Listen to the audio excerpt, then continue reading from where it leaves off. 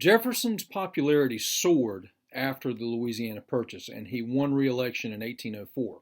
Meanwhile, the Napoleonic Wars continued to rage across Europe and dominate politics there, and it also continued to threaten American shipping abroad. As a matter of principle and policy, Jefferson tried to avoid war with any foreign power and sought to maintain U.S. neutrality in the face of growing pressure from both Britain and France. Excuse me.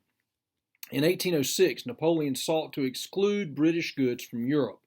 Britain retaliated by enforcing a blockade of all European ports and by seizing all ships attempting to enter or leave these ports. By 1807, the British Navy had seized over 1,000 American ships and confiscated their cargoes, while during the same period, France seized about 500 American ships. Although both Britain and France engaged in the seizure of American vessels, Americans focused their anger on Britain, primarily due to the British practice of impressment, the practice of forcing American sailors who were captured on our ships to serve in the Royal Navy.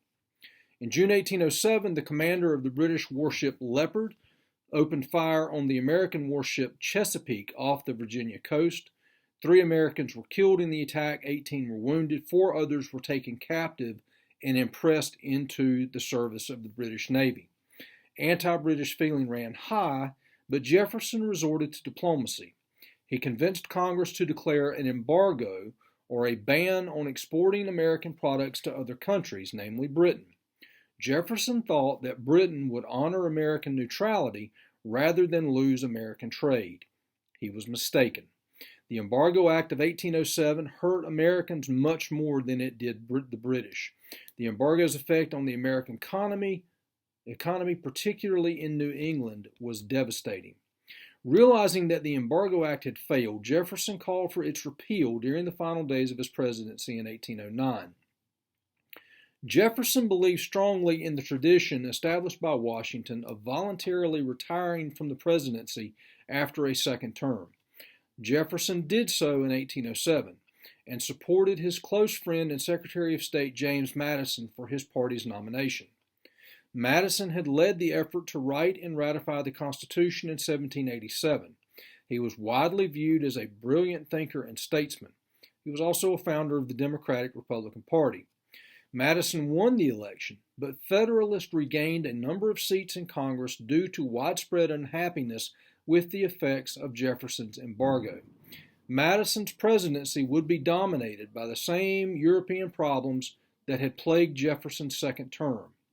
Like Jefferson, Madison attempted a combination of diplomacy and economic pressure to deal with the Napoleonic Wars, although he would eventually have to lead the U.S.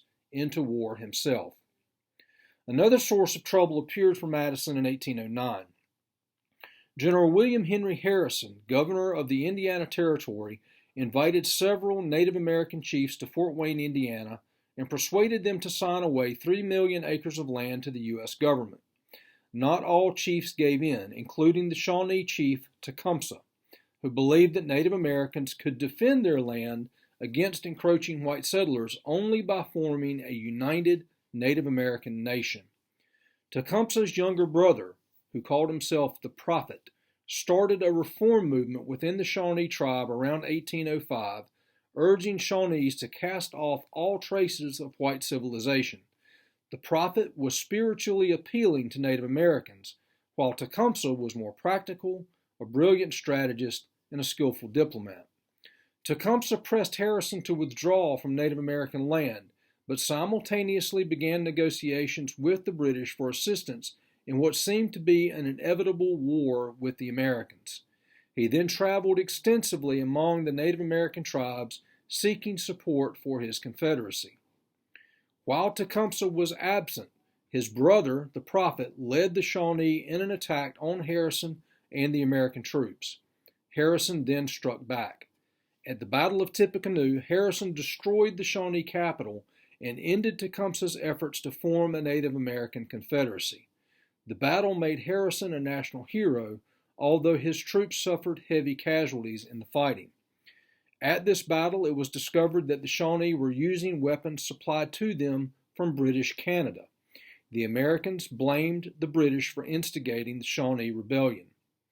In the congressional election of 1810, a number of young, new Democratic Republicans came into Congress, many of them from the frontier states of Kentucky, Tennessee, and Ohio, and these newcomers were eager for war with Britain. Led by Henry Clay of Kentucky and John Calhoun of South Carolina, these men became known as war hawks.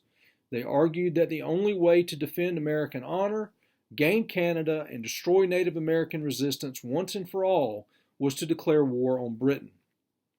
Congress immediately issued Britain a series of demands regarding neutrality rights. And before Britain could respond to these demands, in June of 1812, the war hawks convinced Madison to declare a declaration of war against Britain. Ironically, shortly after Congress declared war, Madison received word that Britain had agreed to suspend its naval blockade. Neither Congress nor the American people were united in support of the war. The southern states were largely in favor of the war, along with Pennsylvania and Vermont, while most of the northern states voted against the war. Facing Britain's overwhelming naval power, Madison's military strategists based their hope for victory in the war on Napoleon's continued success in Europe and a strong U.S. land campaign against Canada. So to review, the causes of the War of 1812 were Napoleonic wars threatening American shipping, the British policy of impressment infuriating the United States, and Madison believing that Britain was trying to ruin the U.S. economy. A poorly equipped American army initiated hostilities in 1812 by launching a three-pronged invasion of Canada. One force started out from Detroit, another from Niagara, and a third from Lake Champlain. These and later forays into Canada by American forces were easily repulsed by British troops.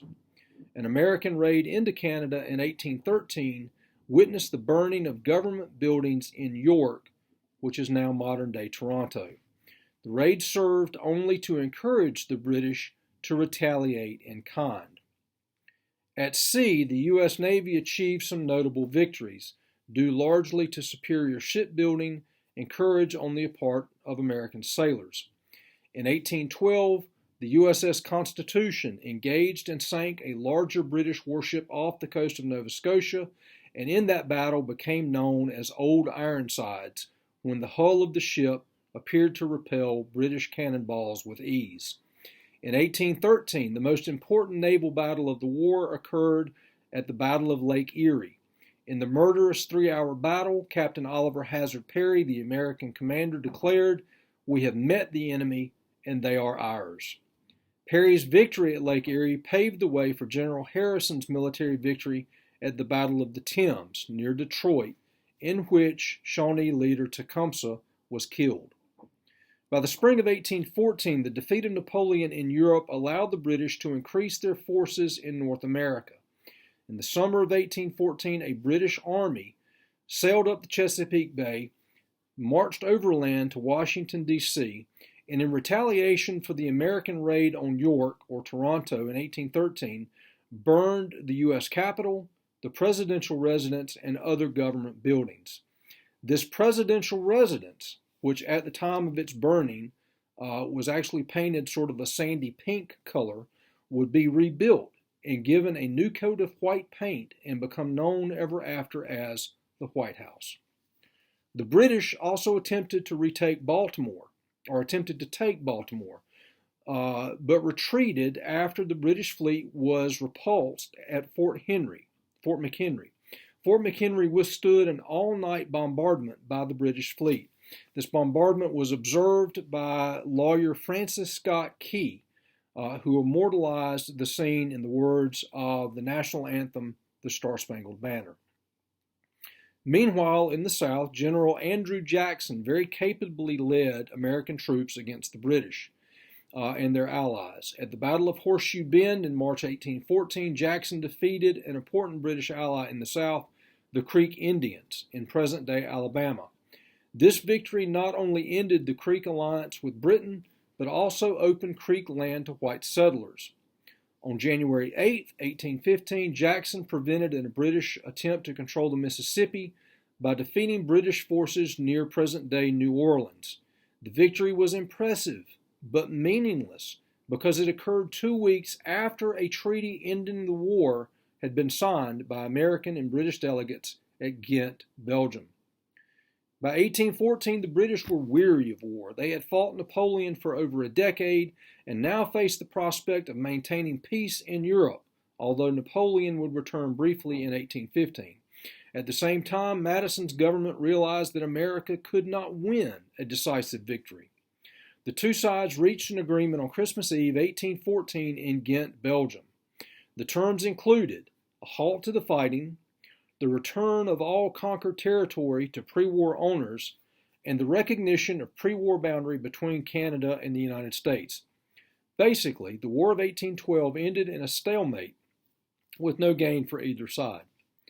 Before the war ended, a number of New England states came close to seceding from the Union because they bitterly opposed the war and the Democratic Republican government. They called a special convention at Hartford, Connecticut in December 1814. They eventually rejected the radical calls for secession, but the concept of secession had now been introduced into American politics. The Hartford Convention, as it became known, further weakened support for the Federalist Party, as it occurred just before news arrived of Jackson's victory at New Orleans and the Treaty of Ghent. The Federalists were now labeled by many as unpatriotic. While the Americans had secured their place in national events, they were increasingly unable to resolve differences that had already begun to divide the nation. While the war achieved none of Madison's pre-war goals, it had a number of important consequences for the future development of the American Republic. The United States had now survived 2 wars with Britain, seen at that time as the leading power in the world. So the United States gained a tremendous amount of respect among other nations. The United States came to accept Canada as a neighbor and part of the British Empire. The Federalist Party came to an end largely as a result of its talk of secession and disunion at the Hartford Convention. Talk of nullification and secession in New England set a precedent that would later be used in the South. Native Americans, abandoned by their British allies, are forced to surrender large areas of land to white settlement. As European goods became unavailable due to the British blockade, U.S. factories were built and Americans take a big step to becoming industrially independent. War heroes such as Andrew Jackson and William Henry Harrison would soon be at the forefront of a new generation of political leaders, and there was now a strong feeling of American nationalism and a growing belief that the future of the United States lay not to the east and Europe, but to the west.